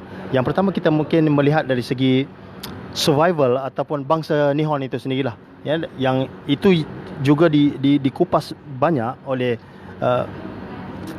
sastrawan kita juga, Syahrul Muhsin, dan juga penulis Jepun yang bernama Mamoru Shinozaki dalam autobiografinya yang berjudul Shonan My Story. Kalau dilihat, beliau sewaktu pendudukan Jepun digelar the Asian Schindlers, kan dia menyelamatkan ramai, walaupun dia bertugas sebagai aparat militer Jepun, sebagai pegawai perbandaran, tapi dia menyelamatkan ramai orang Cina dengan memberi pas keselamatan. Okey, menyangkut soal visual bagaimana begitu cepat Jepun itu melunakkan imej kejamnya, Ya, sampai hari ini kita sudah seolah-olah lupa kebejatan selama 3 tahun itu. Yang mana kalau dilihat ketimbang kekejaman PKM itu kadang-kadang lebih leluasa, terutama pada orang Islam, suatu pendudukan yang tidak menyokong ideologi itu.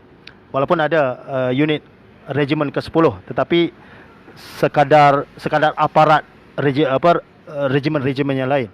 Ya, ada Melayu Islam Komunis yang diangkuti oleh Rashid Maidin dan rakan-rakan beliau, ya. Okey, untuk Jepun saya kira mungkin dari segi survival bangsanya sendirilah kalau ditanyakan pandangan saja secara peribadi. Yang mana Jepun melalui zaman peralihan itu dia selalu kalau kita lihat secara melihat ke belakang sewaktu Meiji Restoration, zaman pemulihan Meiji. Bagaimana mereka melakukan perubahan yang sangat drastik juga. Ataupun isu-isu kontemporer hari ini, kalau kita lihat bagaimana mereka menangani bencana-bencana, ya, seperti mana bencana tsunami tahun 2010, bagaimana mereka memulihkan itu sebegitu pantas berbanding di tanah Nusantara.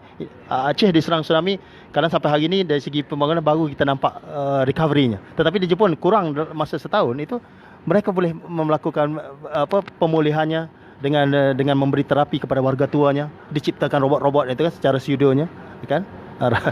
Digantikan itu kan, nyawa-nyawa digantikan kepada mesin, ya, mereka boleh melakukan perubahan. Dan saya kira mungkin sifat Jepun itu sendiri. Dan juga ditanyakan kalau kita lakukan rangkai kata what if ni, kalau Jepun itu still memerintah ataupun menduduki tanah Melayu, mungkin sejarah dalam kita melihat dalam survival bangsa kita ataupun karakteristik bangsa Melayu juga mungkin dibawa dalam acuan Jepun, ya. Dalam saya suka dengan soalan saudara Kanda dalam kartun-kartun yang dilukis oleh pelukis Jepun, kerana di samping yang saya boleh memberi kredit sedikit kepada tentera Jepun ni, sewaktu mereka mendarat di Sabah, di tanah Melayu kali pertama, mereka mendarat bukan membawa tentera semata-mata. Yang dibawa bersama adalah guru. Yang dibawa bersama adalah pelukis sebagai propaganda. Yang aktif di Malaysia adalah yang bernama Yoshiyuki Kurakane, dan juga seorang lagi yang bernama Kato Etsuro. Kalau lukisan-lukisan yang dibuat itu sangat comel, yang memberi impak. Walaupun Doraemon waktu ini belum lagi dalam imaginer pelukisnya, tapi katakan itu sudah diberi, yang dilukis oleh Yoshiyuki Kurakane. Ini melukis tentang bagaimana anak-anak Melayu itu kan memakai songkok itu, tetapi image Japanese itu sudah kelihatan, karakteristik itu sudah ada. Ya, mereka mendongak dan menyanyikan lagu kebangsaan, lagu Kimigayo, lagu kebangsaan Jepun. Yang saya kira itu boleh dilakukan sebagai sandaran kepada sikap optimistik bangsa Jepun itu sendirilah. Tapi kadang-kadang hari ini bangsa Jepun di samping optimistik itu kan hidupnya untuk bekerja, kadang-kadang nilai spiritual itu dikurangi juga. Kalau hari ini lelaki Jepun tu banyak dari kadar bunuh diri juga agak tinggi. Seperti mana orang Korea untuk mencari melamar kerja. Juga dari segi kartun, ada seorang propagandis yang bernama Kato Etsuro. Dia para pelukis Jepun atau kartunis Jepun membawa satu prinsip yang dinamakan Shin no Manga. Kartun itu bukan sekadar untuk bergelak ketawa. Bagi Kato Etsuro, kalau kartun sebagai satu bahan lelukon untuk ketawa semata-mata, itu sebenarnya bukan kartun yang benar. Kartun itu membodohkan khalayak. Tapi dalam konteks Kato Etsuro, dia menjadi propagandis juga sewaktu pendudukan Jepun. Dia mengatakan kartun itu perlu menyampaikan satu saluran yang benar supaya dampak ataupun nilai intellectuality tertuang dalam bentukan kartun. Di samping penulisan itu yang saya kira semangat yang dibawa. Bagaimana seorang pelukis Jepun itu memegang konsep Shin no Manga ataupun style Nihonga, style lukisan Jepun yang sangat berpengaruh dengan nilai budaya mereka. Yang mana itu yang menjadi pegangan. Seperti mana tentera Jepun lah memegang pada konsepsi kamikaze itu kan. Bila mana mereka terbang dengan pesawat itu sudah hilang roda pendaratannya. Memang pergi untuk mencapai syahid lah, mencapai martir. Kan? Kalau balik itu sebagai satu benda yang memalukan bagi tentera kamikaze. Ya, saya kira mungkin itu saya punya komen pada pertanyaan saudara Benz lah tentang bagaimana survival ataupun bagaimana kecepatan bangsa Jepun itu memulihkan imejnya yang sangat teruk. Ya, juga saya nak respon tentang PKM itu ya, kebejahatan yang mana menjadi interest saya juga mungkin untuk penyelidikan akan datang tentang visual-visual yang dihasilkan oleh unit propaganda, biro-biro propaganda komunis yang diberitakan ada kurang lebih apa ya, jutaan pamflet yang dihasilkan oleh biro propaganda mereka, yang mungkin saya boleh temukan dalam penyelidikan akan datang lah. Saya memerlukan masa untuk apa ya, menyelidik juga dakwah-dakwah yang dikemukakan oleh PKM, kerana ada yang mendukung juga. Kalau dilihat Min Wen itu sangat kuat. Even dalam regimen ke-10 ada orang Melayu yang mendukung ketumbukan tentera PKM itu, yang mereka sangat lunak juga dengan masyarakat. Tetapi kita melihat dalam konteks yang berbeza juga, keras kan, kerana kita menampak soal komunis itu soal anti agama, iaitu yang menjadi tunjang. Yang sebenarnya kalau dilihat kepada ahli-ahli regimen ke-10, mereka masih mengamalkan apa ya, gaya hidup agama, walaupun secara minimal, tapi tidak dibuang agamanya itu. Kan kalau unit regimen tentera ke-10, regimen ke-10 Parti Komunis Melaya, di samping ramai yang mengenakan topi bintang 1 itu, ramai juga menggunakan songkok Bung Tomo itu dalam perarakan mereka. Ya, saya kira mungkin boleh dilakukan penelitian atau dibongkar juga soal apa ya, tentang PKM ini.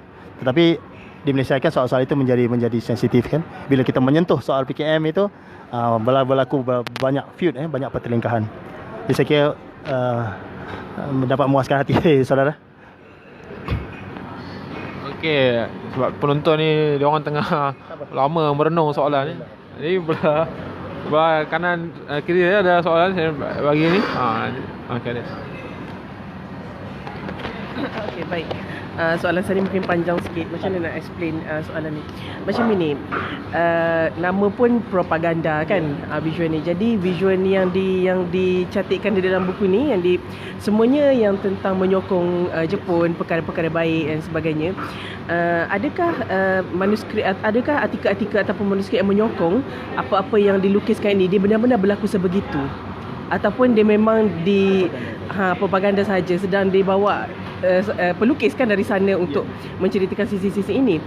Sedangkan kalau kita tengok pada cerita-cerita kita dengar, bukan dari masa sekolah dulu ataupun buku-buku sejarah yang ditulis, daripada nenek-nenek kita, nenek kawan-kawan kita yang orang-orang tu yang pernah hidup pada masa itu, yang tak ada kepentingan untuk menceritakan kesusahan, penderitaan macam itu.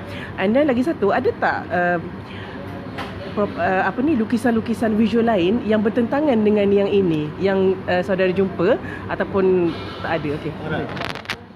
Baik, terima kasih kepada yang bertanya. Satu soalan yang bagus juga kan. Kerana buku itu sendiri bertajuk propaganda. Kalau dilihat dalam takrif yang kita katakan takrif general ataupun maksud mudah, satu tindakan atau aktiviti yang sudah terancang.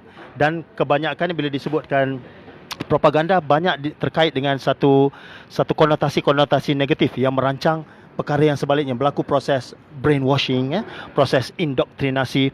Okey, bagi menjawab soalan itu, for sure yang pertama, bila disebutkan propaganda, benda itu semacam diprogramkan untuk melakukan sokongan. Tetapi seperti yang saya jelaskan, untuk memberi sokongan atau memberi makna kepada visual yang saya teliti, yang saya kaji ini, saya melakukan penelitian pada teks-teks, yakni buku-buku yang ditulis, artikel-artikel pada majalah ataupun pada persurat kabaran yang menceritakan keadaan di Malaya waktu itu. Ya, memang ada sedikit kontradiksi, kerana dari sudut sokongan itu, kerana Jepun sudah melakukan censorship yang sangat ketat. Segala berita itu dikeluarkan oleh unit propagandanya, Sendenbu. Tetapi ada artikel-artikel yang mengatakan, dan juga pengalaman saya sebagai peneliti, saya melakukan wawancara lah dengan tokoh ataupun yang pernah bekerja dengan polis Jepun, yang mana informan ataupun responden itu telah pun meninggal dunia. Yang saya melakukan wawancara pada tahun 2014, di mana beliau bertindak sebagai, waktu itu usia beliau Haji Ismail ini, arwah Haji Ismail itu, waktu bekerja dengan polis Jepun, usia beliau 17 tahun. So saya menanyakan sedikit gambaran beliau, bagaimana layanan ataupun keadaan di suatu pendudukan, sekitaran 42 dan 43. So apa yang dijawab oleh beliau, mungkin kerana beliau bekerja dengan unit militer Jepun, unit kepolisian Jepun, beliau menceritakan keadaan hidupnya pada waktu itu tidak apa-apa. Tidak ada satu gugatan-gugatan yang menyebabkan dia menjadi begitu takut, dan keadaan semasa itu terkawal oleh dikontroli oleh unit-unit Jepun. Tetapi yang membahayakan setelah Jepun menyerah kalah, beliau diburu oleh tentera British. Itu informasi secara responden yang memberi maklumat kepada saya yang bekerja lah. Mungkin di setengah tempat ya saya kira keburukan ataupun keganasan, brutality itu leluasa. Tetapi ada di beberapa keadaan itu yang saya kira begitu terkawal. Itu untuk menjawab persoalan itulah. Bila disebutkan propaganda, yes, ada elemen yang berpihak, kan? Jadi soalan yang kedua tadi berkenaan dengan visual yang bertentangan, ya. Visual yang bertentangan seperti yang saya maklumkan kerana censorship yang ketat itu tidak dikeluarkan, tetapi hanya dikeluarkan kalau dalam buku saya ini seminggu, kalau tidak silap saya, seminggu selepas Jepun menyerah kalah, dan baru dikeluarkan satu visual yang menjadi perlawanan ataupun menjadi kebalikan kepada tentera Jepun ini. So sepanjang pendudukan itu, kerana kawalan yang ketat, propaganda yang cuba disampaikan itu tidak sampai ke tangan massa secara leluasa. Mungkin ada di pihak-pihak British ini, kerana British mewujudkan satu unit yang dinamai oleh unit Force 136, dan juga di pihak PKM mereka mewujudkan tentera rakyat Malaya anti Jepun, MPAJA, yang menggunakan simbol bintang 3 itu. Tetapi propaganda yang mereka sampaikan dalam bentukan bertulis itu tidak banyak yang sampai, kerana media dikawal ketat oleh tentera Jepun. Ya, yang saya ingin tunjukkan adalah sekejap ya. Okey, pada 22 Oktober 1945, satu visual, yakni sebulan selepas penyerahan kalah, ada imej Tomoki Yamashita dalam keadaan yang sangat ketakutan, dikeluarkan di akhbar Straits Times. Itu yang saya temukan. Okey, harap menjawab pertanyaan puan. Baik, kita ada ni masa lagi. Kita bagi lagi belah kanan. Ya saudara, saya ingin tanya tentang propaganda kontra dari pihak anti Jepun, sama ada Force 136 atau Kuomintang atau PKM sendiri. Yang kedua, setiap imperialis baru sudah tentu ada idea grandiose, idea yang besar dan raya tentang bagaimana dia hendak menyusun dunia semula melalui tanah-tanah jajahannya. Seperti dalam kes Jepun, kita tahu bahawa Jepun ada Asia Core Prosperity Sphere. Bagaimanakah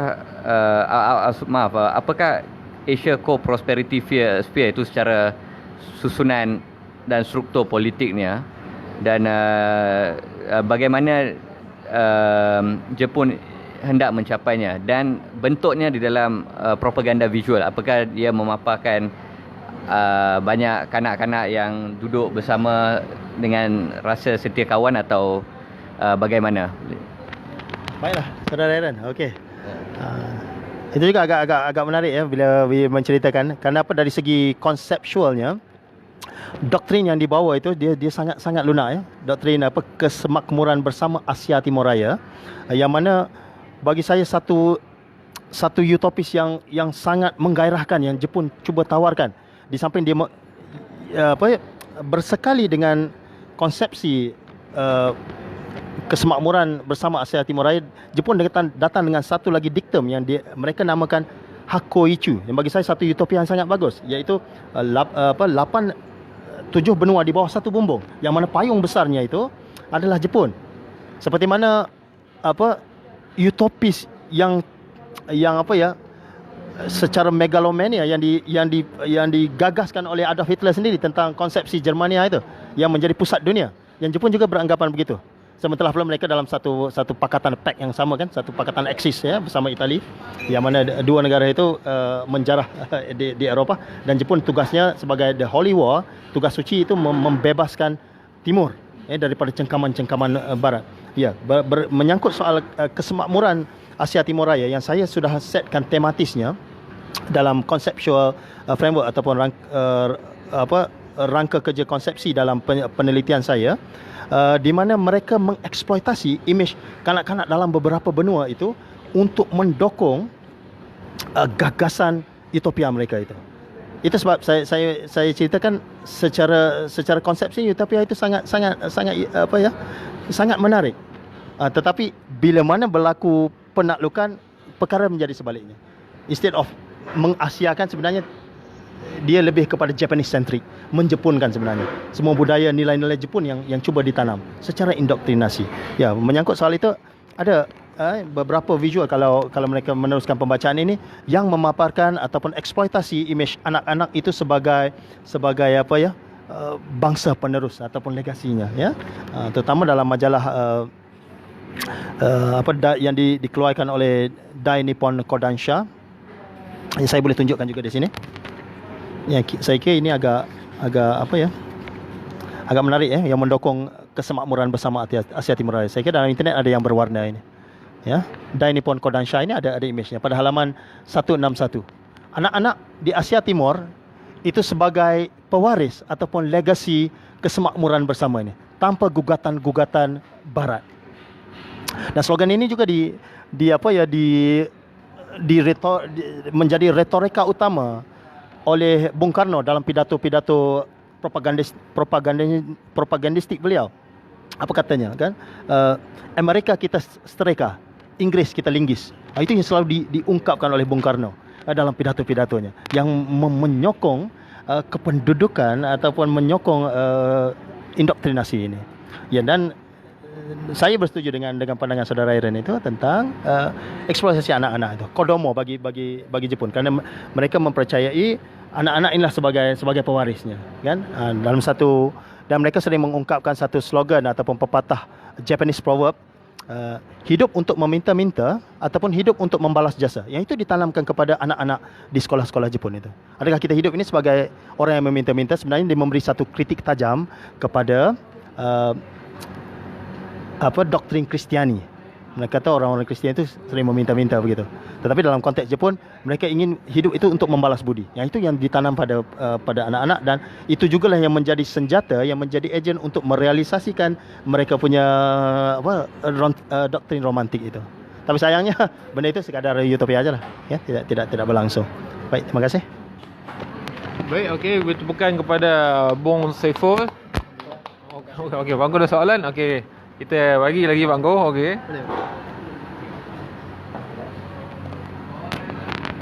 Terima kasih.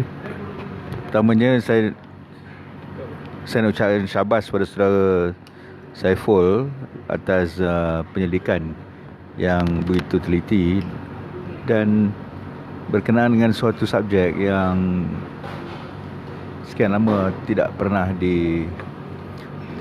ditelusuri, ya. Untuk itu saya ucapkan tahniah. Komen saya barangkali secara umum, iaitu barangkali pertamanya berkenaan dengan propaganda. Jadi mungkin saja slogan Greater Asian Co-Prosperity Sphere itu, zon makmur itu juga dalam rangka propaganda yang telah dicipta untuk menjustifikasikan penaklukan dan penjajahan mereka. Of course, 30 tahun kemudian mereka menyadari bahawa tidak perlu penaklukan fizikal, cukup dengan menggunakan akal dan strategi ekonomi dengan menghasilkan produk-produk yang bukan saja dimanfaatkan oleh Asia Tenggara tapi juga oleh dunia, ya. Televisyen, kereta dan sebagainya. Jadi propaganda dalam dunia visual ini, dalam kerangka yang lebih luas, political posters ataupun poster-poster yang memperihalkan suatu perkara yang ingin disampaikan kepada massa, kepada masyarakat. Dalam hal ini kalau kita buat perbandingan dengan political posters dari revolusi kebudayaan di China, political posters Cuba yang begitu mendunia sifatnya. Saya ingat masa saya seorang pelajar di London dulu, ada suatu center di salah satu jalan raya sana tu yang sentiasa mengeluarkan posters. Oh, itu bukan Cuban, sorry, itu Iraqi Cultural Center. Tapi mereka punya poster berkenaan dengan Zionisme, dengan poster, saya ada dulu poster itu macam perjuangan pembebasan Afrika, Selatan Afrika dan negeri-negeri seperti Mozambik dan yang lain-lain ya. Dan poster seperti ini dan juga di peperangan Amerika, ramai orang framekan sebagai peperangan Vietnam. Sebenarnya kalau ikut orang Vietnam, dia adalah peperangan Amerika. Ya, Amerika yang berperang melawan Vietnam ya, bukan Vietnam yang berperang kan. Dia mempertahankan diri dia. Jadi waktu di Vietnam juga kerana keterbatasan bahan cetakan, alat-alat cetak, mereka menggambar, melukis poster-poster sebagai wahana penyedaran untuk masyarakat dia. Dalam hal political poster ni ada dua hal pada pandangan saya. Itu yang pertamanya, dia suatu alat penyedaran. Kedua, dia sebagai suatu, kemudiannya 10 tahun, 20 tahun kemudian jadi satu komoditi visual yang punya nilai ekonomi yang jauh daripada tujuan asalnya. Ketiga, dia juga mungkin mengabsahkan sesuatu kekejaman. Semisalnya waktu tertentu di dalam senario ini sebenarnya yang digambarkan dengan heroic figures dan sebagainya. Bukan saja poster, malah patung-patung atau sculpture, arca, tapi sebenarnya sebahagian rakyat menderita pada zaman itu. Jadi ini hanya perkara-perkara yang saya nak cetuskan. Barangkali kalau Saiful bikin research untuk area lain, mungkin ini area yang menarik untuk kita semua membaca dan mendengar. Banyak sekali. Misalnya poster di Indonesia yang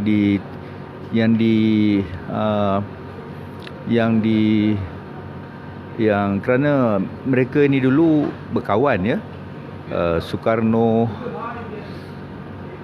Hairil Anwar, Afandi.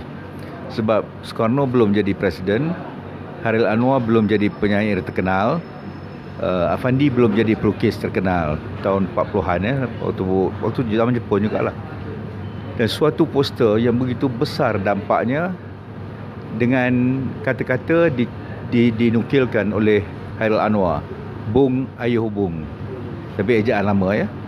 Sekarang original tak ada, tapi salinan ada di Museum Afandi di Yogyakarta. Bung Ayuh Bung, kata-kata oleh ini, lukisan oleh Afandi atau grafik oleh Afandi, dan ekoran perbincangan dengan Soekarno pada waktu itu. So these are things. How about in our own country, tahun 30-an, ada ke tak ada? Saya hanya insting je, rasa ada. Tapi itulah, kalau boleh saudara Saiful dan kawan-kawan cuba korek dan kaji zaman KMM, zaman Ibrahim Yaakob, Mustafa Hussein dan lain ya. Kemudian juga selepas itu waktu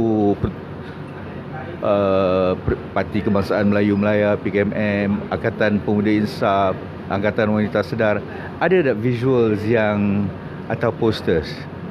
I am quite sure there must be. Saya optimis ada. Ya, tapi sebenarnya sejak 15-20 tahun lalu saya cakap dengan kawan, termasuk yang menjadi pensyarah-pensyarah di institusi yang saudara sebut-sebut tu, tapi yalah, hari ini saya cukup gembira lah, because I see something concrete. Because instinct is one thing, but empirical data is something else. Terima kasih dan syabas sekali lagi.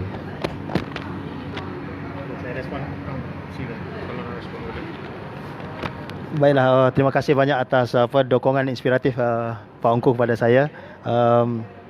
Saya ingin menghargai pandangan-pandangan itu yang saya kira mungkin menjadi pencetus untuk saya meneruskan penelitian bersama tim-tim, kerana seperti mana yang diduga pada penyelidikan ini juga ramai yang pesimis sebenarnya. Ada atau tidak? Kenapa beberapa dialog saya dengan beberapa profesor dan juga dosen-dosen persejarahan ataupun visual, mereka mengatakan, even Dr. Ahmad Suhaimi sendiri dalam buku Kesedaran Visual menulis sangat sukar untuk ditemukan visual-visual di zaman pendudukan kerana censorship yang begitu ketat, tapisan-tapisan yang tidak yang begitu yang mencengkam. Tetapi saya kira intuisi saya lah, ya. Sebenarnya mungkin saya boleh quote sedikit apa yang digagas oleh filsuf Aufklärung, ya. Immanuel Kant. Dia menjelaskan tentang fikiran tanpa isi itu kosong, intuisi tanpa konsepsi itu buta. Dan saya percaya pada intuisi ada di sebaliknya. Tinggal lagi kita punya effort atau berdeterminasi. Dan bila saya sangat teruja dan saya sangat seronok bila mana saya menemukan banyak artifak-artifak yang tertanam lah dalam kata yang mudah itu, ya. Dan saran-saran Pak Ongko itu saya sangat bersetuju. Mungkin kadang-kadang pembikin poster itu mengakukan satu act of manufacturing consent, satu upaya mengolah persetujuan itu. Dan kalau dilihat pada konteks Vietnam, negara tetangganya juga, sewaktu rejim Pol Pot meleluasa yang membunuh 2/3 rakyatnya itu, yang diselamatkan dalam peristiwa di Killing Field itu di S21, yang terselamat dalam pembunuhan massal yang oleh rejim Khmer Rouge itu adalah mekanik dan pelukis. Kerana apa? Citra-citra seksaan itu dapat dicitrakan, dimanifestasikan dalam bentuk visual yang kita melihat begitu sadisnya para sandera itu kan mendera pesalah-pesalah itu hanya kerana mereka membawa wacana intelektual, hanya kerana mereka berbahasa Inggeris, hanya kerana mereka menentang rejim Khmer, hanya kerana mereka memakai kacamata. So diseksa dengan begitu teruk tanpa belas kemanusiaan. Tetapi luckily ada pelukis yang memotretkan itu secara visual, dan saya kira saranan Pak Ongko itu sangat bagus sekali, dan insya-Allah saya akan usahakan supaya wacana visual itu lebih segar dan lebih menyeluruh, terutama waktu KMM dan waktu selepasnya, Persatuan Pertubuhan Kebahasaan Melayu Melaya, dan juga soal PKM itu sendirilah yang kita cuba mengusik sedikit status quo, dan juga kita cuba menyinggung tabu-tabu itu, ya, for the sake of intellectual values yang kita hargai.